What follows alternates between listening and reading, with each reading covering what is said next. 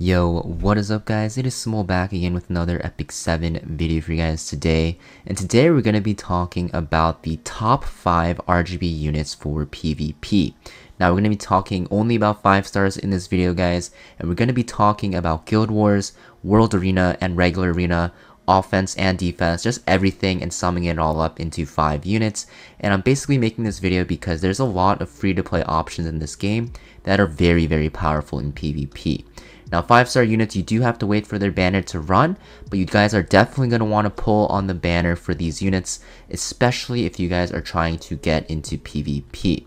Now, that being said, before we get started with this video though guys, if you guys aren't already subscribed to the channel, make sure you guys hit that subscribe button to get updates when I go live on YouTube and when I release videos, and also follow me on Twitch to make sure you guys get updates when I go live on Twitch as well, because we do plan to start streaming more on Twitch.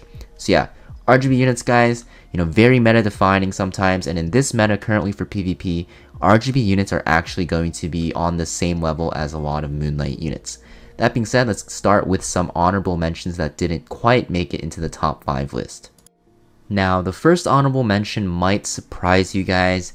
It is actually Landy. Now, Landy has consistently been at the top of the PvP tier list in pretty much every season since her buff, and you guys are probably wondering why she did not make it to the top 5 list, and the reason is there's a lot more counters for now.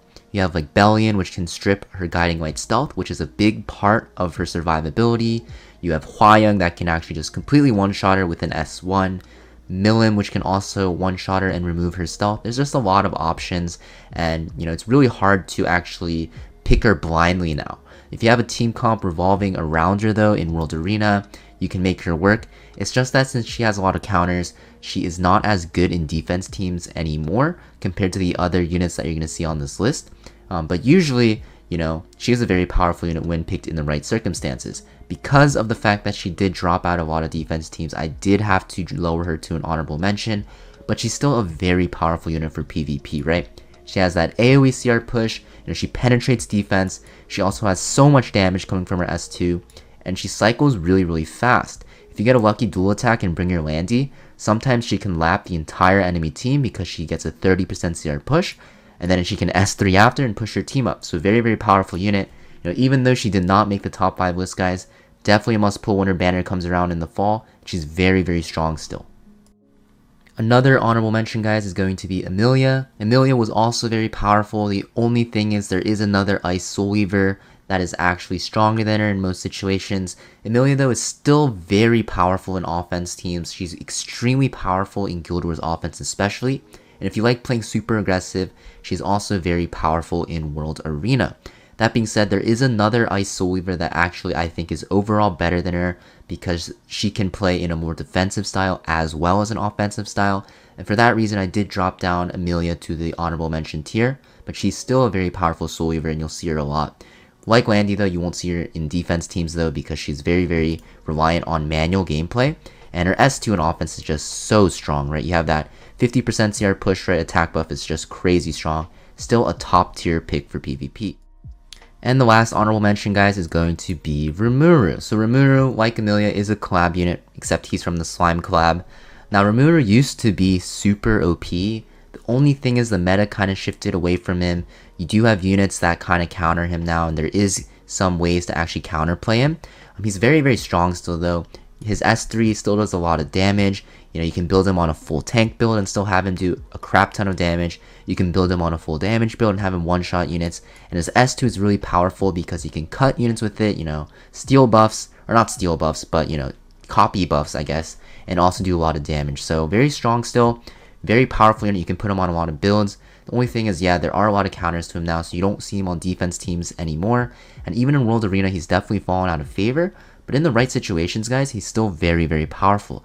I think, if the meta does shift a bit more to a more slower style and you do see some fire units get, not nerfed, but out of the meta, and also we see more ice units from the new collab coming out, then maybe he'll make a reappearance at the top of the list. But for now, he's somewhere around like the S tier, the A tier range. Nothing too OP anymore, but he's still a very powerful pick in PvP regardless. And now breaking into the top 5. So at number 5, I have Choux. Now, Choux made a sudden appearance in RTA and even in Guild Wars defense, guys, and even arena defense. Very powerful unit. Now, she is known as the rat of Epic 7 right now because of the fact that she is very reliant on RNG. You're going to see from her exclusive equipment, guys, you're going to run her on Chop. A critical hit with Chop has a 40% to activate Whoosh, which is her S2.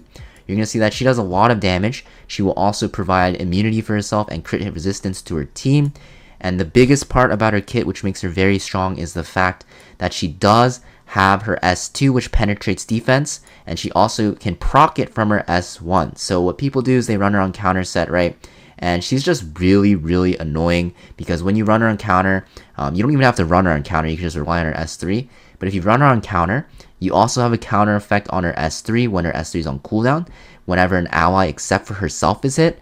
So you always have a chance to counter with your S1, and if you have that exclusive equipment, you can even S2 after, and that will pretty much one-shot units. It's actually insanely strong, and if you get a right counter off at the right time, you can just instantly win a match. And she's basically like the Ice Charles from a long time ago, and because the meta has slowed down a bit, you can see her a lot and drafted very frequently in Worlds Arena, and she's just really annoying to deal with. Even in Guild Wars, guys, you know, in Guild Wars, it's really easy for the offense to win. Having Choux on defense is really good because you have that RNG factor to steal wins from your opponent. So very, very strong. I think she's a very good unit. The only thing is she's a bit harder to build, and she is RNG reliant, but she is very strong. And if you're keeping up with the Epic 7 World Championship, guys, you see her very frequently because of how powerful she is. Next, at number 4, we have Alencia. So I think Alencia is a little bit better than Choux because, you know, first, Alencia is the superior element to Choux, and also Alencia doesn't rely on RNG as much. She's very, very consistent. Very powerful unit. With her new exclusive equipment, it's a lot easier to build her. 12% crit chance is insane from an exclusive equipment. It is the best stat to get from exclusive equipments besides like speed, and the fact that she has sustain built in now from her S1 makes her very powerful. S3 is the same. She still has that defense buff and that strip, which is very nice in a meta full of buffers. You see a lot of Dienes, a lot of Meteor Cowrix, right? A lot of Payres, a lot of Rans, just a lot of units that can buff. And the fact that she can strip them all makes it very, very strong. You also have her S2 being changed now that she has a Mind's Eye applied to herself on every single turn. It's very powerful. If you just max this out with Mola, you'll get Mind's Eye at the start of every turn. And also this will inflict injuries, so very, very strong. The fact that this injuries goes up to 10% and also paired with the fact that injury set got buffed on single target attacks makes her super strong at applying injuries. If you run her on injury set, just from your S1 into your S2, you can apply 3 instances of injuries. It's super, super OP. Makes her a very, very strong unit. You cannot ignore her anymore because she applies injuries super fast. She's basically like a RGB version of Apoc Ravi, but instead of that revive, she has that defense buff and that strip, and she's a little bit more squishier. S1's still the same with that defense break, but don't ignore her defense break, guys. It's super, super strong. If you can actually land that defense break later into a fight, you can actually one-shot units later on. So very strong, guys. You're not going to really see her on defense teams because Hwayoung does one-shot her, right? But on offense, she's very strong, and in World Arena, she's a top tier pick right now. Definitely very powerful. And now we're breaking into the top 3. So at number 3, we have Diene. I mentioned before when we were talking about Emilia, there is a better soul lever, and that soul lever is Diene. Now Diene is very offensive in the fact that she can cycle herself very fast, and also with her exclusive equipment, she can push up her allies, as we'll see from her 3rd exclusive equipment, by 15%, which is nothing to scoff at. But also she can play very defensive because her S2 grants a barrier, cleanses everyone. You know, the barrier is very strong as well, and if you're running Rod of Amaryllis, you'll heal a lot of your team as well. You also have your S3 that has that crit hit resistance buff, and also that attack buff for everyone, unlike Emilia's attack buff for one ally. So Diene's a lot stronger in longer fights, and it makes her more of a better defensive pick. She can also cycle herself extremely fast with her S1. 30% CR push on herself is insane, making her super, super strong. Now, she's very, very strong because of the fact that you can pick her very blindly. There's not a lot of hard counters to her right now. You can pick like Alencia into her to try to strip the buffs, but it's still fine to pick Diene because you can always S3 and hold on to it and use it later on. Diene is a very strong blind pick in World Arena. You can also use her in Arena Defense, and even in Guild Wars, she's very, very powerful. Now, the only area of content where I'd say she's weaker than Emilia right now is going to be Guild Wars offense. But besides that, Diene does edge her out in a lot of content, and she's a must build if you want to play PvP seriously. Now into the number 2 spot. So honestly, number 2, number 1, they're interchangeable. It really comes down to your playstyle. Ran I have at the number 2 spot because I think he's very hard to build and he's very one-dimensional. Ran is a top tier cleaver. You have to have him if you want to cleave. If you don't cleave and you want to play very aggressively still, he's still very strong. He has that immunity buff for your team for 2 turns, which makes it so that Politis and Conquer Lilius can't strip it. He also does crazy damage with his S3. If you build him fast, he still does crazy damage. Stigma is a very powerful debuff, and Defense Break, of course, is very strong as well. Very nicely paired with Summertime Hysteria and just basically any cleaver in the game. Even with APOC Robbie, he's very good. His damage is crazy, his opening potential is crazy, and he has an immunity buff for your team, so he's very strong. The only thing is he's extremely hard to gear, right?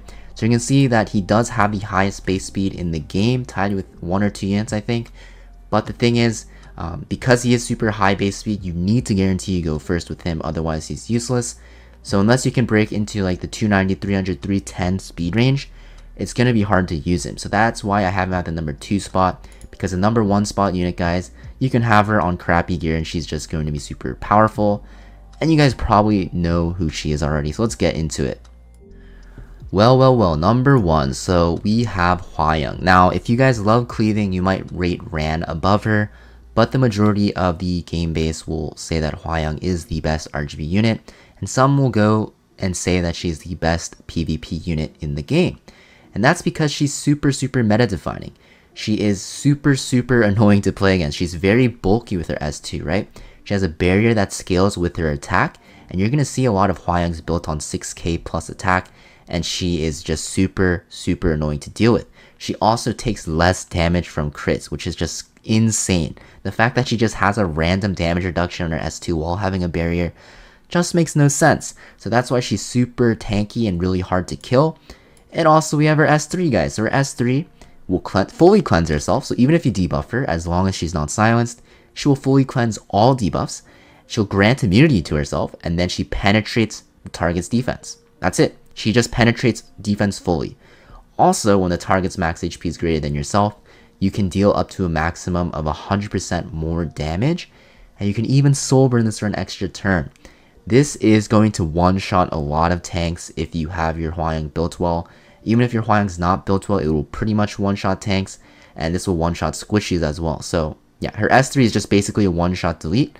And look at the turn cooldown, guys. Very short. It's pretty insane. And even if you don't have the damage to one-shot tanks or units with this, just soul burn it with a book holder and you get an extra turn.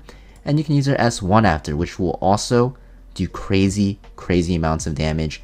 This does so much damage, guys, and even if you miss, if you're buffed, this does crazy amounts of damage. You're pretty much always buffed because of that barrier or that immunity buff, and also your CR pushing yourself. So yeah, this also will one-shot squishy units. Like her S1 one-shot squishy units, especially if you have her on an artifact known as Uberius Tooth. That artifact is just extremely powerful and are pretty much a must-have. So Hwayoung, you're going to see her everywhere, guys. She's top banned, top picked in World Arena. She's everywhere in Guild Wars defense. You're going to use her all the time in Guild Wars offense. You're going to use her all the time in Arena defense and all the time in Arena offense. She's just so powerful. Must pull if you see her banner. Must build if you have her. You're missing out if you don't have her on your roster because she's just that powerful. So yeah, that's pretty much it for this video, guys. Basically, Hwayoung is too broken, guys. That's pretty much it. But the other units that I mentioned, they're also very strong in World Arena. Now, I know there's a lot more strong RGB units that I didn't mention, but these are the units that I put at the top of the list because I think they're the most meta-defining and they're very powerful in World Arena. But you're also going to see all of these units basically in Guild Wars offense and defense as well. So yeah, that's pretty much it for the top 5 RGB units for PvP list, guys. Hope you guys found this video helpful, and I hope to see you guys in another video soon. Peace.